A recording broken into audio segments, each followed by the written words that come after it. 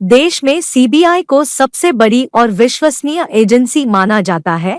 यही वजह है कि हर केस में सीबीआई जांच की मांग की जाती है।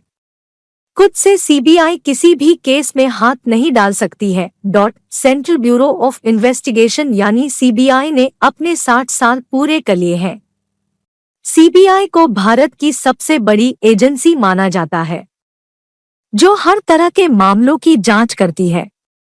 सीबीआई के 60 साल पूरे होने के मौके पर प्रधानमंत्री नरेंद्र मोदी ने इस केंद्रीय जांच एजेंसी की जमकर तारीफ की और इसे न्याय का ब्रांड तक बता दिया। साथ ही इसके व्यापक होते दायरे का भी जिक्र किया। आज हम आपको सीबीआई के पूरे इतिहास के बारे में बताएंगे।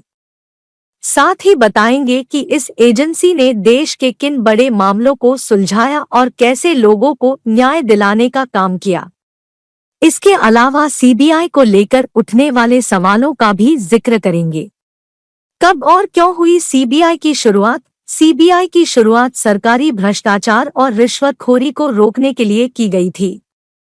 साल 1941 में इसे स्पेशल पुलिस एस्टेब्लिशमेंट के तौर पर स्थापित किया गया था।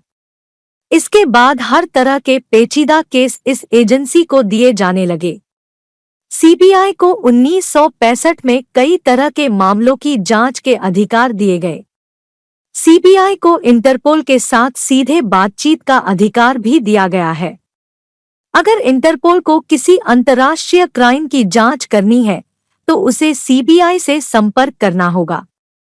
सीबीआई को Delhi special police establishment act 1946 की धारा 2 सिर्फ केंद्र शासित प्रदेशों में अपराधों की जांच करने का अधिकार देती थी। हालांकि एक्ट की धारा 5(1) के तहत बताया गया कि रेलवे क्षेत्रों और राज्यों सहित अन्य क्षेत्रों में अधिकार क्षेत्र का विस्तार किया जा सकता है, बशर्ते राज्य सरकार अधिनियम की धारा 6 के तहत सहमति प्रदान करे, यानी राज्य की इजाजत लेना जरूरी है। हर केस में क्यों होती है सीबीआई जांच की मांग? आपने आमतौर पर ये देखा और सुना होगा कि ज्यादातर मामलों में पीड़ित न्याय पाने के लिए सीबीआई जांच की मांग करते हैं। सीबीआई जांच को लेकर कई लोग प्रदर्शन भी करते हैं, जिसके बाद केंद्र कई बार एजेंसी को जांच के निर्देश देती है। अब सवाल ये है कि आखिर सीबीआई जांच पर लोगों को इतना भरोसा कैसे होता है? इसका जवाब ये है कि सीबीआई जांच का अपना एक स्टैंडर्ड ऑपरेटिंग प्रोसीजर यानी सॉप होता है। उसी के तहत सीबीआई अधिकारी काम करते हैं। इसके अलावा सभी मामलों की जांच के लिए सुपरविजन ऑफिसर भी होते हैं। अगर केस में कुछ कमी दिखती है तो ऑफिसर दोबारा जांच के निर्देश देता है। सभी मामलों की जांच के लिए सीबीआई में मल्टीलेयर सुपरविजन को इस्तेमाल किया जाता है। सुपरविजन लेयर 2 से लेकर 9 अधिकारियों तक होती है। कैसे होती है सीबीआई जांच? देश में सीबीआई को सबसे बड़ी और विश्वसनीय एजेंसी माना जाता है। यही वजह है कि हर केस में सीबीआई जांच की मांग की जाती है। खुद से सीबीआई किसी भी केस में हाथ नहीं डाल सकती है। सीबीआई केंद्र सरकार के तहत काम करती है, यानी केंद्र सरकार के अप्रूवल के बाद ही कोई भी केस सीबीआई को ट्रांसफर होता है।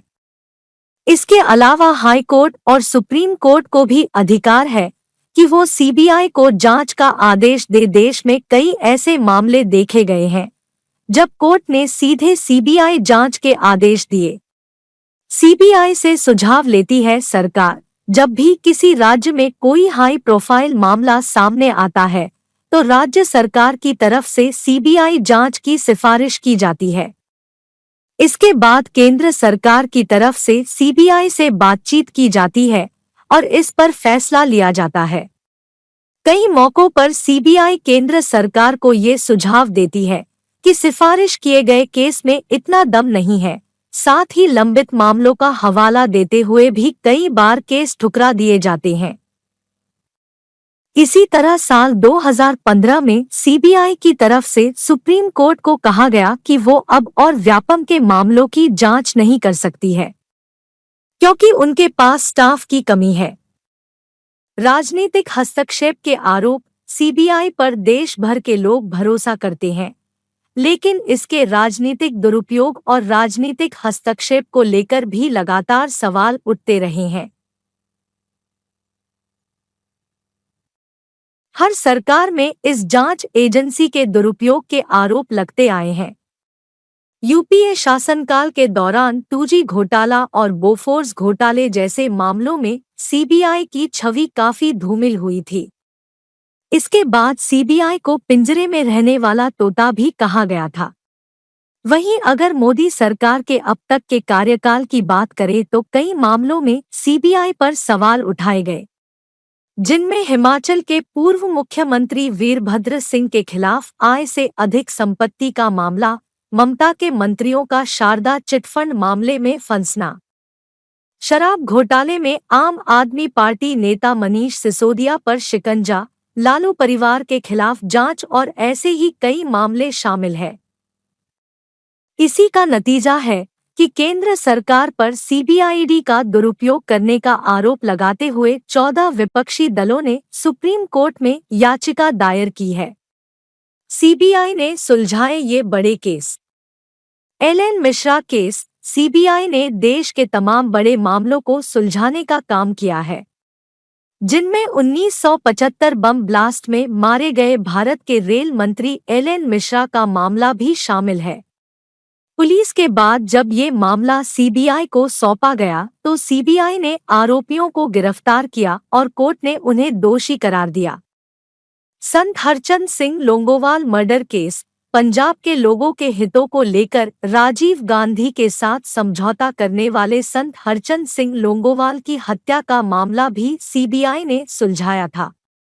लोंगोवाल शिरोमणि अकाली दल के अध्यक्ष थे, जिनकी 1985 में एक सभा के दौरान गोली मारकर हत्या कर दी गई थी। सीबीआई ने जांच कर ये पता लगाया कि पंजाब के उग्रवादी संगठनों को राजीव गांधी और लोंगोवाल के बीच हुआ समझौता पसंद नहीं आया, जिसके चलते उनकी हत्या कर दी गई। Harshad Mehta case. Stock market के बिग बुल के नाम से मशहूर हुए हर्षद मेहता का केस भी सीबीआई को ही सौंपा गया था। मेहता ने बड़ी ही चालाकी से बैंकिंग सिस्टम का फायदा उठाया और लोन लेकर पैसे शेयर मार्केट में लगाने शुरू कर दिए, जिसके बाद शेयर मार्केट का सबसे बड़ा घोटाला सामने आया है। बाद में पता चला कि एक स्टॉक ब्रोकर जिसका नाम हर्षद मेहता है, उसने 4,000 करोड़ रुपए का घोटाला कर दिया है। 1992 का ये घोटाला आज होता तो करीब 50,000 करोड़ से ज्यादा का माना जाता। सीबीआई जांच के बाद हर्षद मेहता को दोषी करार दिया गया। उसके खिलाफ करीब 700 मामले दर्ज हुए थे। इन सभी बड़े मामलों के अलावा सीबीआई ने गोल्डन टेम्पल में हुए ऑपरेशन ब्लू स्टार को लीड करने वाले जनरल अरुण कुमार वैद्य की हत्या का मामला, पश्चिम बंगाल में पुरुलिया आर्म्स ड्रॉप केस और टीपू सुल्तान की तलवार चोरी जैसे कई मामलों को भी सुलझाया था। आशा करते हैं आपको हमारा ये वीडियो अच्छा लगा होगा। चैनल को सब्सक्राइब करें और अपने दोस्तों के साथ शेयर करें। जय हिंद, जय भारत।